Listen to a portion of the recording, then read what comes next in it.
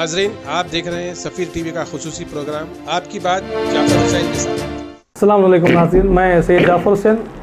आज आपकी बात सैयद जाफ़र हुसैन के साथ में हम इसको आज मौलाना हुज्जतुल इस्लाम वल मुस्लिमीन मौलाना सैयद तक़ी रज़ा आबिदी साहब आज हमारे स्टूडियो में मौजूद है सफ़ीर टीवी और सदाए हुसैनी के। ये जो हमारा ख़ास प्रोग्राम है ये सदाए हुसैनी की जानिब से है, क्योंकि इस वक्त हुसैनियों पर एक हमला हुआ है नाम नेहाद रज़वी नाम से, जिसने आज सुप्रीम कोर्ट में एक दरख्वास्त याचिका दायर की है, पिटीशन फाइल किया है, जिसमें ये बताया गया है कि 26 आयत कुरानी करीम को हज़्फ़ किया जाए, जिसमें दहशतगर्दी को इल्ज़ाम ये है कि उस आयतों से बढ़ावा दिया जाता है। तो इस बदबख्त कमबख्त ने जो नाम का सहारा लिया है शिया वक्फ बोर्ड चेयरमैन की हैसियत से, तो जहाँ भी शिया का लफ्ज़ आएगा तो हमको भी हमारे हक़ाइक़ लोगों तक पहुँचाए, मुदाफ़े करें हम हमारे मज़हब की, क्योंकि इस तरह के लोग नाम रखते तो हैं मगर दुश्मन के आलाकार बन जाते हैं, चाहे हैदराबाद हो या लखनऊ हो, हर जगह इस किस्म के लोग मिलेंगे।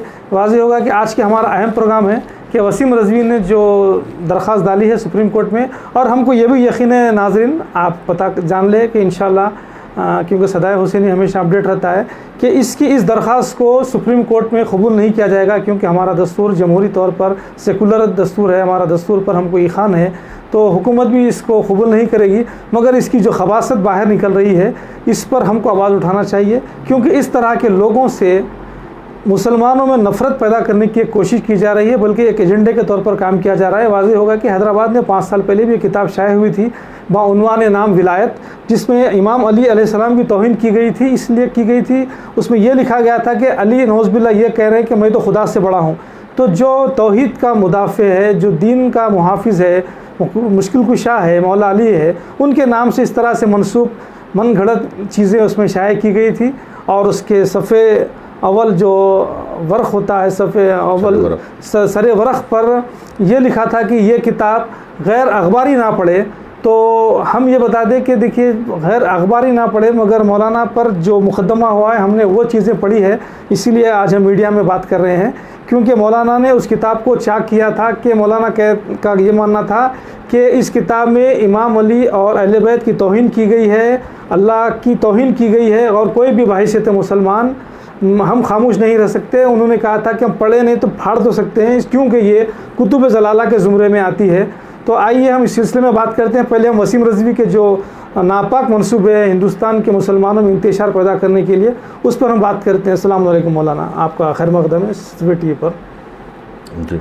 जी मौलाना, ये वसीम रज़वी ने आज जो दरख्वास्त दायर की है जिसमें तमाम मुसलमानों के जज्बात मजरूह हुए हैं, और इस पर आप क्या कहना चाहेंगे? बिस्मिल्लाहिर्रहमानिर्रहीम। देखिए आज वो ईद के दिन को जो है गम में तब्दील कर दिया है वसीम रज़वी ने, कि आगाज़ में इन्ना लिल्लाह व इन्ना इलैहि राजिऊन से करना चाहिए कि जब कुरान पर आफत आए और कुरान पर जब तीर बारानी हो तो समझिए कि हलमिन नासिर की आवाज़ इमाम हुसैन अलैहिस्सलाम की गूंज रही है। हर कोई हुसैनी को इस वक्त मैदान में आकर कुरान की तहफ़्फ़ुज़ के लिए आवाज़ बुलंद करने की ज़रूरत है। और उसने जो इंतख़ाब किया है जिन अय्याम का, वो भी बहुत अजीब है। वो ये कि 27 माह रजब आगाज़ नुज़ूल वही और आगाज़ कुरान मजीद के जश्न का दिन है। 27 माह रजब जो है वो पहली आयत कुरान मजीद की नबी करीम के मबूस होने पर जो नाजिल हुई है उसका दिन है। और इन अय्याम में अय्याम मबअसुन नबी सल्लल्लाहु अलैहि वसल्लम के मौके पर ये मज़लूम हरकत जो है वो जो मुसलमानों को रुला रही है, खून के आंसू रुला रही है। और ऐसे मौके पर वसीम रज़वी का ये कहना कि 26 आयतें नऊज़ बिल्लाह 26 आयतें कुरान मजीद में ऐसी हैं कि जो खुलफा के ज़रिए से दाखिल की गई हैं। आज तक किसी शिया आलिम ने कोई तहरीर आप बता दें कि जिसमें ये कहा गया हो कि ये 26 आयतें इजाफ़ा की गई हैं। आप देखिए अल-बयान आयतुल्लाह ख़ोई की और जितनी किताबें जो हैं हमारे पास हैं, सब ने यही लिखा है कि यही कुरान हमारे पास है। लेकिन ये दुश्मन की साजिश है जो बदनाम करने के लिए, शियों को ख़ास तौर पर बदनाम करने के लिए कि शिया तहरीफ़ कुरान के क़ाइल है। ऐसी हरगिज़ बात नहीं है। हम कुरान मजीद की तहरीफ़ के क़ाइल नहीं हैं। यहाँ तक कि हम इस बात के भी क़ाइल हैं कि जितने सूरे हैं वो सब नबी करीम सल्लल्लाहु अलैहि वसल्लम की ज़िंदगी में मुरतब किए गए हैं। सूरह बरात देख लीजिए, सूरह बकरा देख लीजिए, सूरह हम, इस तमाम ना के साथ जो है वो नबी करीम की ज़िंदगी में मुरतब किए गए हैं और इसके तरतीब कार भी हुज़ूर सल्लल्लाहु अलैहि वसल्लम हैं। यानी आपकी ज़ेर निज़ारत जो है ये आयतें जो है मुरतब हुई हैं, यहाँ तक हम कायल हैं। यानी किसी ज़ेर व ज़बर की भी तहरीफ़ के हम कायल नहीं। तो इस तरह के हम पर ये इल्ज़ाम लगाया जा रहा है दुश्मनों की तरफ से, और बाज़ उलमा को ख़रीदा गया है इस सिलसिले में। चुनांचे मुझे सुनने में आया है कि कमाल हैदरी नामी एक आलिम भी, जो पहले जो है वो नेक इंसान थे, लेकिन उसके बाद पता नहीं किस तरह से जो है MI6 ने और जो है वो ब्रिटानिया और अमेरिका की एजेंसियों ने उन्हें ख़रीद कर किस तरह से उनसे ऐसे बयानात दिलवाए कि ये कहना कि शियों का 40 पारे का कुरान था, कुरान में जो है ये तहरीफ़ के क़ाइल हैं। बात यह है कि अमीरुल मोमिनीन अली इब्न अबी तालिब अलैहिस्सलाम ने जो कुरान पेश किया था उसमें तफसीर कुरान भी थी, उसमें शान नुज़ूल आयात भी थी कि जिसके हजम को अगर देखा जाए तो 40 पारे के बराबर होता है। तो 40 पारे के बराबर होता है का मतलब ये है कि वो 40 पारे का नहीं है। लोग समझने में गलती कर रहे हैं जी। समझने की ज़रूरत है कि उसका हजम 40 पारे के बराबर होता। तो इसका मतलब ये है कि वो जो 10 पारे जो बात कर रहे हैं वो अलग नहीं है, बल्कि वो तफसीर कुरान है। जो अमीरुल मोमिनीन मिसाल के तौर पे ये आयत फला वक्त पे नाजिल हुई थी, तो किसके बारे में नाजिल हुई, क्यों नाजिल हुई, ये शान नुज़ूल आयत का क्या रहा, किस जगह पे नाजिल हुई, मौका क्या था, महल क्या था, उसका मिज़दाक़ कौन है, ये सारी बातें जो हैं वो अमीरुल मोमिनीन की किताब में थी। तो जो बाज़ जो मुनाफिकीन थे, जैसे सूरह मुनाफिकून भी कुरान मजीद में, सूरह जुमा के बाद आपको सूरह मुनाफिकून मिलेगा कुरान मजीद में। तो आप सूरह मुनाफिकून जो है वो मुनाफिकीन के बारे में, तो मुनाफिकीन के मुताल्लिक़ भी कुरान मजीद की आयतें हैं। तो वो आयतें जो है को मिज़दाक़ चूँकि कुरान में नाम ज़िक्र नहीं है, अमीरुल मोमिनीन ने उनके नाम भी लिखे थे, तो वो वाला कुरान जो है वो नहीं छापा गया, बल्कि मतन कुरान को छापा गया। तो कोई मसला नहीं। और वही कुरान आज हमारे पास है। यानी आज आप हर मस्जिद में चले जाइए, ईरान के इतने कुर्रा आते हैं, सारे हाफिज़ान कुरान, 10 लाख से ज़्यादा हाफिज़ान कुल्ले कुरान इस वक्त ईरान में हैं। और जो है यमन में, बहरीन में, कोई आप एक ऐसी किताब बता दीजिए कि जिसके अंदर ये 26 आयतें हज़्फ़ की गई हों जो वसीम रज़वी साहब हज़्फ़ करना चाह रहे हैं। ये आले कार बने हुए हैं जो है वो यहूदियों के और जो है वो दुश्मनान इस्लाम के आला कार बने हुए। मसला सिर्फ हिंदुस्तान के अंदर का नहीं है, शायद ये बड़ी डील कर रहे होंगे जी। तो इसमें वसीम रज़वी ख़ुद को शिया भी कहता है, तो उसको ये पता होना चाहिए कि जो 12 इमाम गुज़रे हैं, यानी रसूल अकरम सल्लल्लाहु अलैहि वसल्लम के बाद मौला अली के दौर खिलाफत के बाद और मज़ीद 11 इमाम गुज़रे, वो भी इसी कुरान को जो है वो किए हैं। अगर इसमें कुरान में तारीफ़ होती या कुछ कमी या ज़्यादती होती तो वो अपनी आवाज़ उठाते थे वो।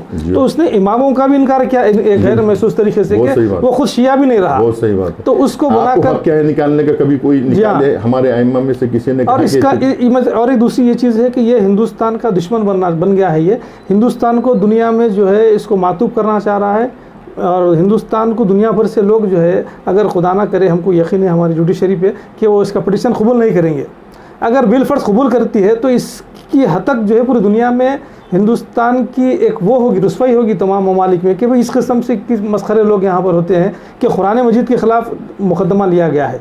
तो ये वसीम रज़वी मुमकिन है कि किसी बैरूनी ताकत का एक आलाकार बना हुआ है ये इसको। और क़िबला ये वसीम रज़वी ने इससे पहले भी बताया था कि बार बार वो सुन्नी शिया की बात करके ये बताना चाहता है कि हम अलग है।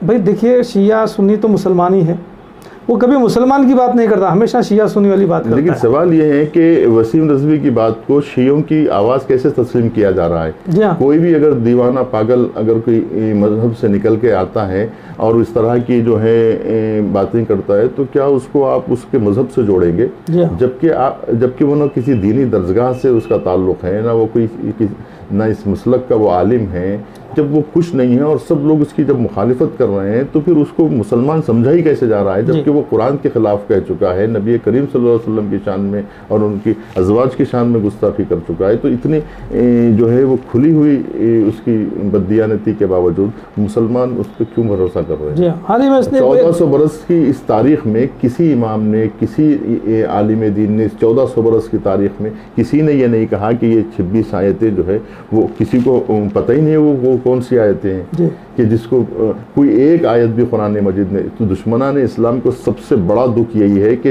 इतने फ़िरक़ हैं मुसलमानों में, इतने फ़िरक़े हैं, इतने मसालिक हैं और हर मसलक एक दूसरे की सूरत नहीं देखना चाहता, लेकिन कुरान मजीद वो मुश्तरक किताब है जो तमाम मुसलमानों आलम के पास है। यानी कोई फ़िरक़ा, कोई मसलक जो अपने को मुसलमान कहता है, ला इलाहा इल्लल्लाह मुहम्मदुर रसूलुल्लाह कहने वाला कोई भी मुसलमान ऐसा नहीं है कि जिसके पास कुरान ना हो और जो कुरान मजीद पर एतक़ाद न रखता हो। जो कुरान पर ईमान न रखे, हमारा ईमान ये है कि वो मुसलमान नहीं है।